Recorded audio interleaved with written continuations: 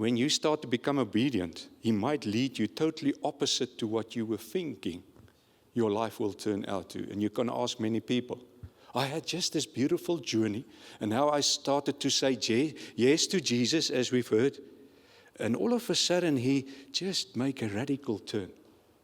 And He's just upsetting my life. I was just thinking I've got everything under control because I was beautifully traveling with Him. Now I need to follow Him. And now I'm taking up a cross. And now it becomes a bit difficult. But I want to follow Him because I've started to say yes. Or is it today, I don't know. Maybe I'm doubting. Maybe it's a yes and sometimes a no. That's fine. Jesus still meets us where we are at. But I think what He eventually are hoping for is that we convincingly can say, yes, Lord, I follow You, even if I don't understand, even if the mystery before me is unknown.